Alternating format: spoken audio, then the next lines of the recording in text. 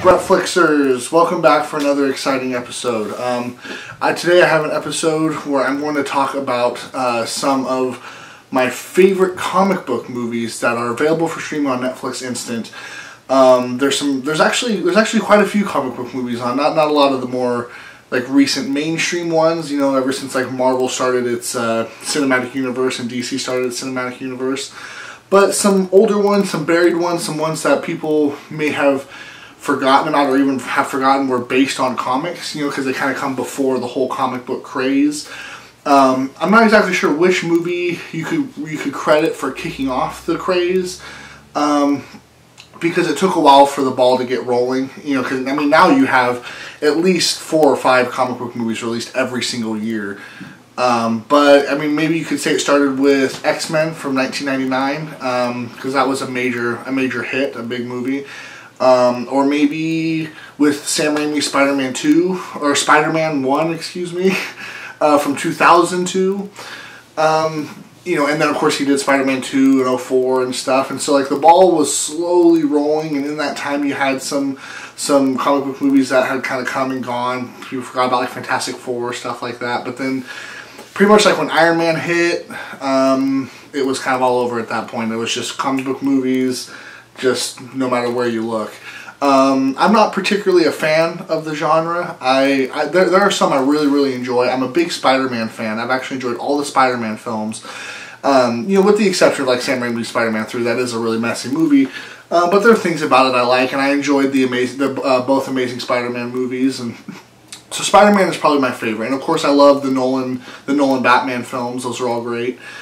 And I have some mixed feelings about the other Batman movies, but you know, not bad, except for Batman and Robin. That movie is trash.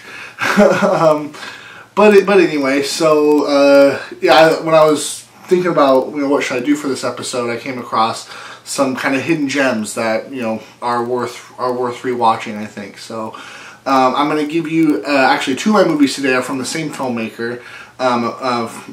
They're 2 Guillermo del Toro films, and you know, he's a master filmmaker. I love his films so much, and he loves comic books, and so he really was a great filmmaker to bring us select comic book movies to, you know, to life. And then another one is kind of a joked about movie, a laughed at movie from the 90s, but we'll get to that. First, I'm going to talk about the 2 Del Toro films. I'm going to kick off with Hellboy. Now, Hellboy only had 2 movies, and I think they were trying to go for a trilogy, but it didn't quite work out. I'm not really sure on the details of that. I love both Hellboy films, but the first Hellboy movie is available on Netflix. I think you should really check it out. I love Del Toro's movies. They're always, you know, the lore of his films and the production design of his movies and the stories are so rich. And you know, from you know, every single frame of a Del Toro movie is just so full of details, and you know, everything you look at is always there to like help feed the story. He's a great visualist, and he's a very unique storyteller. When he's not doing like comic book movies, when he's, you know, like something like Pan's Labyrinth or something, like it's very rich, you know, like I said. And Hellboy from the very start is just such an entertaining movie. It's really funny. It has a really great special effects, a unique story. It is not like it's very unique, especially when you compare it to like the movies that have been coming out recently. You know, part of the reason why I've been kind of disenchanted with a lot of these comic book films is because they do all feel the same to me. Whether it is Captain America, or whether it's Iron Man or Thor, you know, I mean, the stories might be a little different, their powers might be a little different, but I don't know. I kind of find myself stop caring. I mean, that's one thing that happens when you kind of oversaturate the market with one thing, is you just don't care anymore. And when it first started, like there was some, you know, all the movies have been good, I guess. All the ones I've seen, I've liked. With the exception of maybe Thor. Thor was one I didn't really care for. Whatever, all the other ones I liked, you know. But then, you know, then the Avengers brings it all together, and it's just they're just so overblown, and they're not really too concerned with character. They're mostly just about special effects and villains, and they just kind of bore me a little bit. But Hellboy is kind of the opposite of that. It is very it is very rich with very great characters, and not just Hellboy, but the whole supporting cast and all the supporting I don't want to call them monsters, but you have the fish dude, and and then you have the really cool actual monsters. When you kill them, they duplicate and all that stuff, and great villains, just great everything. I mean, everything about this movie is just so full of life. So Hellboy, if you're really into the comic book movies, I don't blame you. They are fun, they're entertaining, they're big, and they're eye candy. Watch Hellboy and kind of see how it takes a very different kind of path, than the more recent movies do. It's a fantasy film. These newer movies are trying to kind of do the Nolan thing, where it grounds it in reality, but they're kind of forgetting what Nolan did so well, is that Nolan, says like, okay, if I'm going to do a movie like this, if I'm going to make a ridiculous concept and try to pull it off as realistic, I still have to have interesting characters. I still have to give something, for the audience to grab onto, because comic book movies, I feel like, are kind of geared towards a very specific kind of audience, and there are only a very few that transcend that. There are very few comic book movies that I feel like any moviegoer can go and see and enjoy. Because not everyone cares for the whole, teenager who's a dork in high school, then gets bit by something and becomes super big and buff and, saves the world. Not everyone's into that. And, and that's okay, but everyone loves The Dark Knight. Everyone loves the Nolan films, because he was able to transcend that and give, and not just make a comic book movie, but make a real movie too, Anyway, I feel like that's something Del Toro was always really great with, and because his movies, I love a thing that Roger Ebert said, and I forget what movie he was writing about, but he was writing about a Del Toro film, and he always said that Del Toro's films were always way better than they needed to be, and that's just so true, because like I said, when he's making a comic book movie, he could just simply make the kind of movie where it's just you get your good guy, you get your bad guy, and they fight and they have action scenes, and then then there's the climax and the good guy inevitably wins. He could easily do that.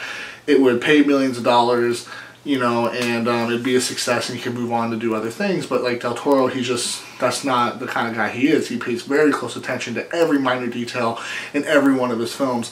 And kind of moving on to Blade 2, again, that's something he did. Blade 2, I really, really love. It's one of the only few films where I'm not really big on comic books. I'm not really very big on like anime. So, when things kind of reference those, it'll kind of go over my head a little bit. But when I watch Blade 2, I feel that, because that's one thing he said in his commentary for Blade 2, that he wanted to make Blade 2 feel like it was a video game, feel like it was an anime, feel like it was actually coming from a comic page. And from what few comics I've read, like, I feel that in all the action sequences in the movie. The way he uses the special effects, and they're stylized in such a way where the special effects are very kind of cheesy, especially in that fight sequence in front of all the lights. If you've seen the film, you'll know what I'm talking about. The way he'll have these shots that are like entirely digitally created, so they move with this very synthetic movement. All the Blade and the bad guys will move synthetically, but it's stylized in such a way where it's like you can tell it's intentional, and it feels like it's an anime coming to life. It's a live action anime. And a lot of people believe that, you can't do that. A lot of people think that anime should only stay anime and can't be live action. And, I don't believe anything's impossible, especially when it comes to film.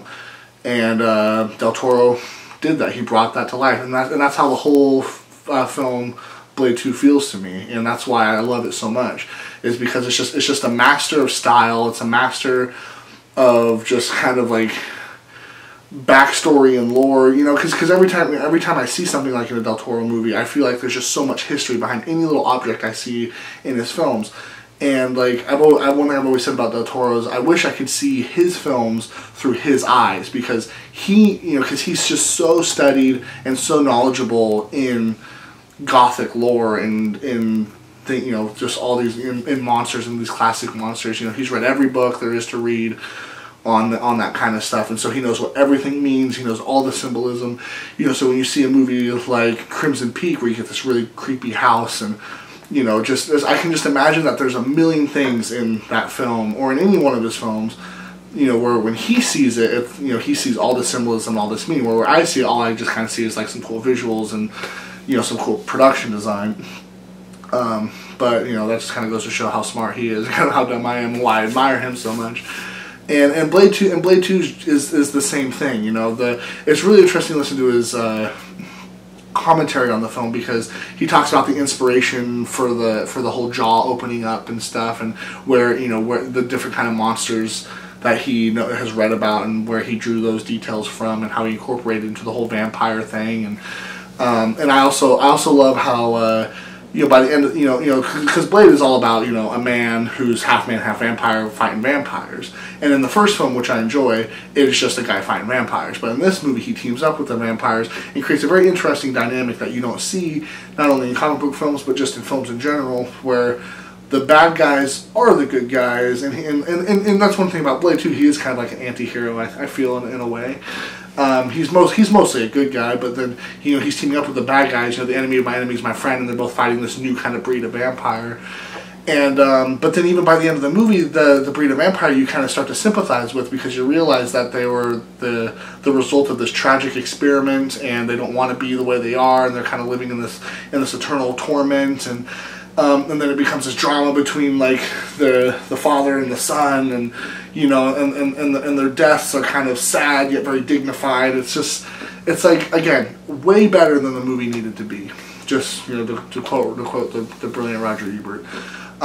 So there's a couple Del Toro films. There's a couple of my favorite comic book movies that are available to stream on Netflix.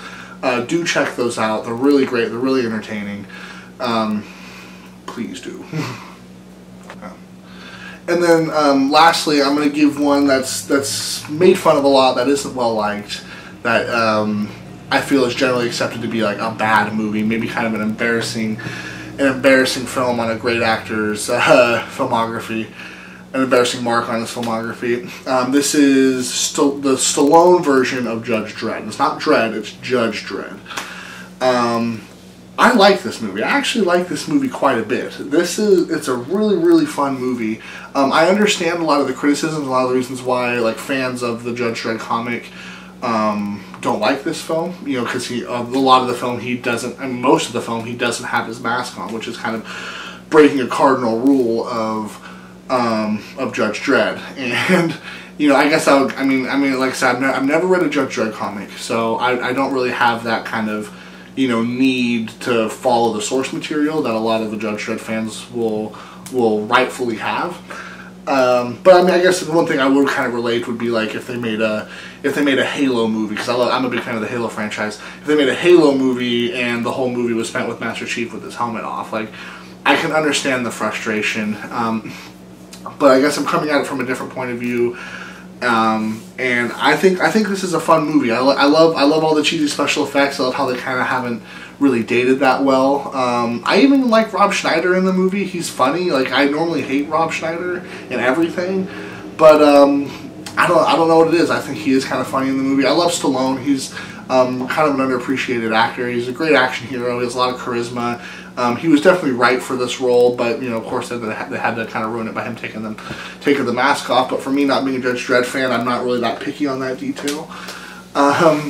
I think this is an incredibly entertaining film, and one thing I have heard, a buddy of mine who is familiar with the Judge Dredd comics, what he said, also it's the great Disregarding Henry, who I've mentioned before on the show. He once told me that like the new Dredd film that everyone loves, breaks less rules. Like, it follows the comic a bit more like really closely, but the Judge Dredd film with Stallone captures the overall feel of it a lot better. I can't really like attest to any of that. I don't know. I'm just taking his word on it. So you know, if that's true, I can kind of see why, because he also enjoys Judge Dredd. But I can see why, like, maybe you could kind of forgive the movie for a lot of its flaws because of that. Like, because as far as I know about the comic, is the comic is very funny and satirical and, you know, it's very silly. But the new Dredd film is dark and serious and violent, and I saw the new Dredd film and it bored the hell out of me, to be honest. I did not really get into it at all. I was begging for it to be over because I thought it was very slow and very boring. But the one with Stallone, I think, is entertaining, and it's great fun the whole way through. Sure, it has its issues, but I'm not too critical of it. I try not to be overly critical of films in general, especially like a silly comic book movie, especially from that time.